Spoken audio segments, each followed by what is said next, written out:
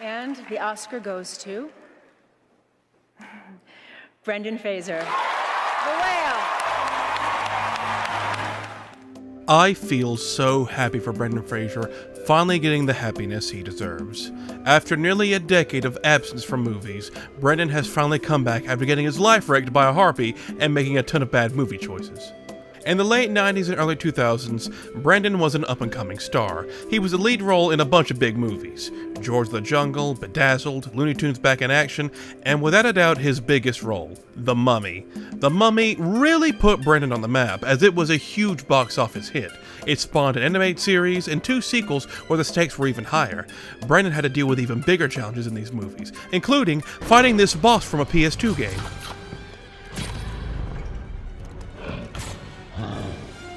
So he was a rising star in the early 2000s, but in the late 2000s, his life took a turn when he and his then wife decided to divorce. He was then ordered by the court to pay $600,000 a year in child support and alimony. And around this time as well, Brendan's movie roles weren't landing with audiences. Movies like Inkheart and Furry Vengeance weren't doing too well at the box office. He did have 2 movie successes with the third Mummy movie and Journey to the Center of the Earth, but then the sequel to Journey had a completely new director, which Brendan wasn't a fan of, so he was replaced with, oh my god, it has a second form! So after all this, Brendan's life ended up in shambles. Having to pay his ex-wife $600,000 a year for 10 years and ending up in bomb after bomb, that's gonna take a toll on the man. But it might actually be more than just bad movie choices. In 2003, Brendan claims he was sexually assaulted by a member of the Hollywood Foreign Press Association, the group that hosts the Golden Globes, and after Brendan was very vocal about it, his career suddenly dried up. Who is this man Brendan claims groped him? Oh, yep, Brendan's telling the truth. He looks like fucking Skeletor! It's not officially confirmed this is why Brendan's career dried up in the late 2000s, but it's not that hard of a reach to make, because people in positions of power in Hollywood will abuse them to no end. And sadly, that seems to have what happened to Brendan here. It left him depressed and in a rut. Pics started popping up online of Brendan's appearance and how broken he looks. It became a meme of just how messed up his life had become. In an interview he had in 2016, listen to his voice.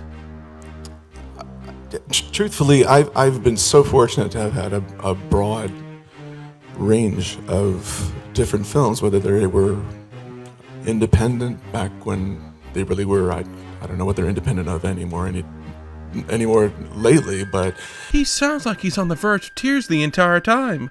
Apparently, his mother passed away just a few days before this interview, and you can tell it had an effect on him. But we're able to see this story unfold as we do with all of the other favorite ones that we enjoy in chapters, as you would do a novel. Jesus, this is hard to get through. But then, in 2019, Brendan's alimony requirements had expired, so he was no longer forced to pay $600,000 a year to the Wicked Witch of the West. So that was a huge weight off his shoulders. And then, he started getting more and more prominent roles again. He got a role in Doom Patrol, and then Brendan learned of all the support he was getting online from people who genuinely loved him. Just know that the internet is so behind you. We're so supportive. There are so many people out there who love you, and we're rooting for you, and we can't wait to see what you do next. Shucks, ma'am. He then finally takes the role of The Whale, about a guy who reviews crappy game systems for a living. It's a piece of fucking shit! This role would land him an Oscar. Brendan has finally gotten back on track. God bless this man. Now that we've gone through Brendan's rise, fall, and rise again, I'm going to take you back to a movie starring him that I grew up with. Let's go back to the year 2001, during the peak of Brendan. This was the same year The Mummy Returns released, but this is not the movie in question, I mean. Instead, a few months before The Mummy Returns came out, another Brendan Fraser film came out. A film called Monkeybone. Monkeybone was a film directed by Henry Selick, the same man who directed A Nightmare Before Christmas and James and the Giant Peach, and then would go on to direct Coraline and other stop-motion films. So, yeah, obviously this was his style. Stop-motion films, sometimes mixed with live action. But stuff like Nightmare went on to become holiday tradition, and James and the Giant Peach is a cult classic. Monkeybone completely bombed at the box office. This movie will go down as one of the biggest box office bombs in film history. Its budget was around $75 million, and it didn't even make $10 million back. Nobody watched it, except me. Yeah, I also didn't see it in theaters. I was like 2. But we did have a DVD copy of this when it released there, and apparently I watched it all the time before my consciousness fully kicked in. And hey, look at me! I turned out well, right? Shut up! So why don't we take a look at this strange-ass film that apparently had a huge impact on me when I was younger. And is it worth looking at 22 years later? Let's just hope I don't go full nostalgia critic on this.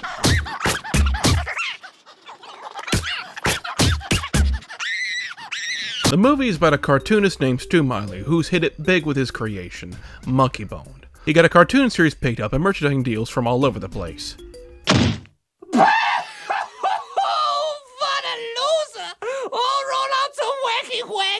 Well, that's just what happens when your credit card declines to the therapist. Stu doesn't really care about all this, as he's ready to propose to his girlfriend, Julie. But before he can, the two end up in a car accident involving a giant inflatable monkey bone that puts Stu in a coma. He is then transported to what I assume to be some sort of purgatory or limbo, and then the weird shit starts happening. Come on, carry your bags to the Y and out! Hello, handsome. Like cigars? We got them cheap. Genuine Cubans. We welcome you to downtown, and while you're in your coma, this cheap and cheerful clown town will be your home sweet home. Okay, so I just want to stop right here for a second. I have had that jingle stuck in my head for well over 20 years. I'm not even joking. I will randomly hum that to myself at random times in my life, and it's the one thing I always remember about this movie. I'm probably going to be singing it on my deathbed, too. Stu ends up in a place called Downtown, and if there's one thing that stood the test of time about this movie, it's the special effects. This movie is still impressive to look at. This was 2001, mind you, right when Hollywood was making the transition to everything being CGI, but almost everything in this movie is practical. It's got stop motion, it's got animatronics and weird costumes, the little CGI it does have is stylized. Even though it was a way more successful and better movie, when putting this next to The Mummy Returns, which came out only a few months later, which special effects do you think aged better? It isn't even a contest. Stu walks into a bar and finds out he's really popular in downtown because his own creation is alive down here. Wake up, everybody! It's time for Monkeybone Live! Let's go ahead and establish this. The title character of the movie is the worst part about the movie. The stop motion on Monkeybone is amazing, but he's loud, he's obnoxious, he's a pervert, and everything else in the movie outshines him. I left my phone number in your undies. I sort of think that might have been the point, to make it unlikable and obnoxious, but let me tell you, it worked. Meanwhile, in the real world, Stu's girlfriend Julie finds out he was going to propose to her the night of the crash, while giving us some exposition on their relationship. Julie worked at the sleep lab while Stu was coming in to stop having nightmares. How do you go from here to cartoons? Switch hands. Stu is also in the hospital being taken care of by Julie, and for some reason, his sister is a little too keen on pulling the plug on him. She says it's about some pact they made, but she's ready to do it right then and there. And no, there really is no other motivation. I was expecting it to be some stuff about her wanting the rights to Monkeybone herself, but nope, his sister is just a complete bitch for no reason. The two of them agree on 3 months before pulling the plug, and then 3 months pass, and Stu is ready to go back home. He finds out that the way to get back home is through an exit pass, which has to be ordained by death to go home. Joe Biden in the bar gets a pass before he does, which pisses Stu off. He got an exit pass. Where's mine? When do I get to go home? Sorry, mate. Off duty. Off duty! He then gets summoned by Hypnos, the god of sleep, in his dance club penthouse. And this scene is actually the best time to bring up something about this movie. Yes, this movie is incredibly unique, quirky, and weird, but a lot of it just comes off as being weird just for the sake of being weird. Hey! Get your fat ass out of my face. There really is no reason for any of this stuff to be like it is. Here's a wasp lady. She's a wasp lady because... wasp lady. Oh, and the way to get out of downtown is through the mouth of Abe Lincoln, because at least it's not through the mouth of Richard Nixon. There's just all these weird designs and creatures because that's what the director wanted, I guess. Oh, and it's all played straight, too. There isn't any meta jokes or any, haha, that happened, self-aware stuff. The weird stuff is just here. It's one of those things you shouldn't think too hard about and just enjoy the imagery. Hypnos gives Stu instructions on how to get an exit pass from death, because they're about to pull the plug on his body. So now it quickly turns into a heist movie, with Stu and Monkeybone teaming up to break into Death's headquarters to steal an exit pass. They break into the place and finally meet Death, played by Whoopi Goldberg, and she's probably the best part about the movie. She really sells the idea of someone who's just tired of having to deal with people constantly trying to cheat her. You. Yeah. What's your name? Say something. Herb. Come here, Herb. Herb. Yeah. Could I see you over there, please? While this is going on, in a form of desperation, Julie creates a concoction of nightmare juice in order to wake Stu from his coma. This proves to do absolutely nothing but trap Stu for a few seconds, which Monkeybone saves him from. The two succeed in getting the exit pass, but it quickly becomes apparent the whole thing was a setup. I love you too. Boss!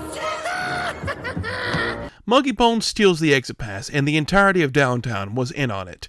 They hold Stu back as Monkeybone uses Stu's exit pass and steals his body.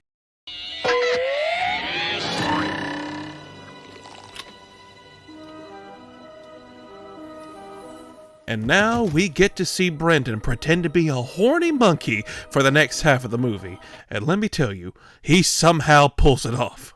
He's a liar! He's a liar! Son of a bitch! Don't believe anything he says! I think you've got mental problems! Oh god, he pulls it off so well, he makes some of these scenes extremely uncomfortable to watch. Here I come, baby. I'm coming to get you. This man went on to win an Oscar. Could you imagine him doing this in The Whale?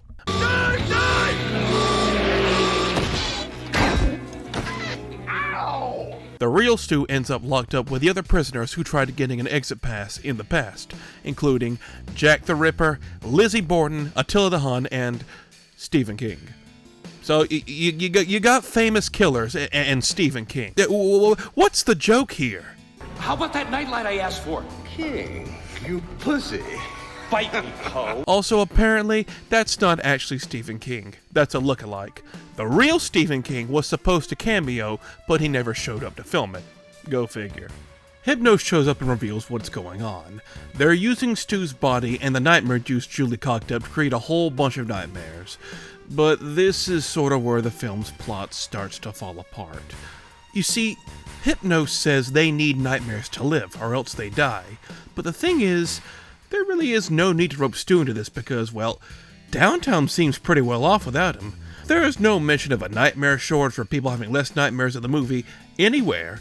Everyone in the world sleeps every day. And people keep going to sleep. Some are just naturally going to have nightmares. So why does Stu and Monkeybone need to be roped up into this?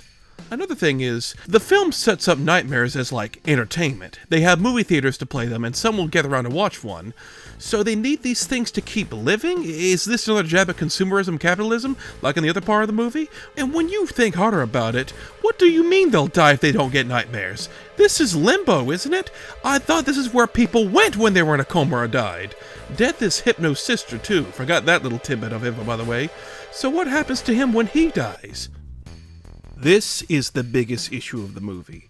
The only thing that is ever established or explained is that to get out of a coma, you need an exit pass ordained by Death herself, and that's it. Nothing else is explained. So if they pulled the plug on Stu, would he have just dropped dead right there and then? One of this movie's biggest influences was Beetlejuice, and Beetlejuice made it very clear. Death as a concept is very complicated and requires a lot of paperwork in universe. But there are rules set in place and explanations on what they could and couldn't do now that the main two characters were dead. There's nothing like this here. To add even more confusion, there's a scene where one of the Reaper guys is carrying a dead body to the Death headquarters. A dead body in limbo. What does he do with this body?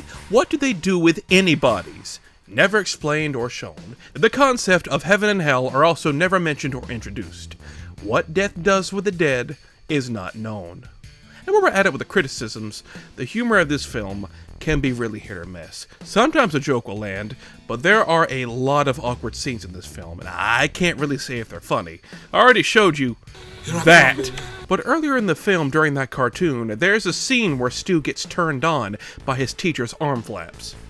For some reason, as I watched those big old flaps of hers, I began to feel oddly aroused. Yeah, that's very weird and gross, but I've seen people get turned on by weirder, trust me. And then there's a scene where Monkeybone drugs his dog with the nightmare juice. The dog then has a nightmare where a bunch of cats are about to Bob Barker him.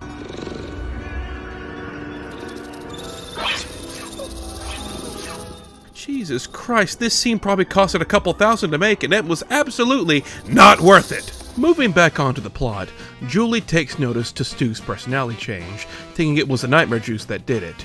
He starts quickly selling out to every single company and business deal he can get his hands on, and one of them approaches him with a new Monkeybone toy he falls in love with. He then signs a deal with them, has them produce hundreds of them, but then replaces the chemical in them with nightmare juice.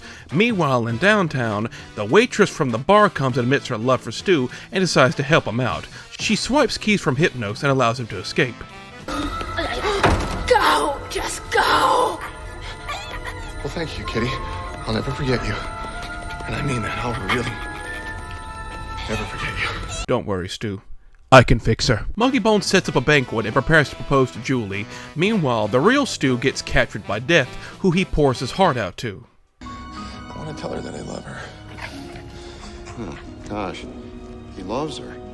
That changes everything. Hey, Uncle. She decides to give him one shot on the surface to set things right, and is put in a new body. Chris Kattan. Need this body! So get back. You want to know the most interesting thing about this scene? The head surgeon? That's Bob Odenkirk. Please leave your Better Call Saul jokes down below. Not even joking, Bob and his group of surgeons are some of the funniest characters in the movie. They don't even care that this gymnast they were operating on came back to life. They don't give a shit. They just want his organs, and spend the entire third act of the movie chasing him down trying to get them. Stu makes it to the banquet hall and is able to get the attention of Julie, and is able to convince her he's the real Stu. He gives her the engagement ring and tells her that he loves her. Then he goes and is able to get Monkeybone to crack. No! I've got the body, and I am never getting back in that goddamn pack!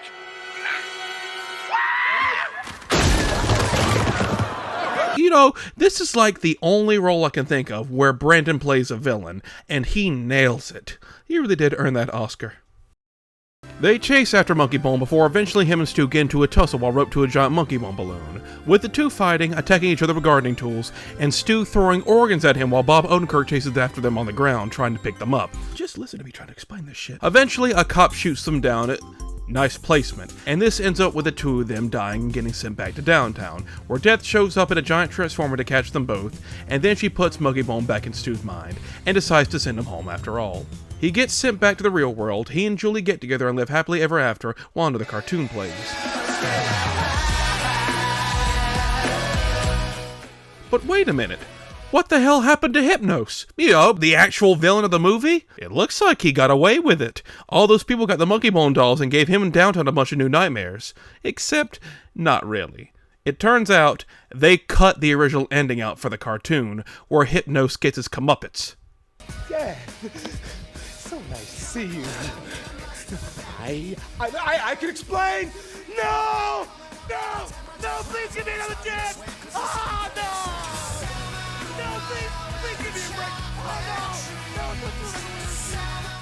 Why the hell did they cut this? It's literally only a few extra seconds and it shows us what happened to him. In fact, there's a lot of deleted scenes that add context that they just cut. There's one that shows us Stu actually did survive the car accident, but the pipe that they crashed into did him in.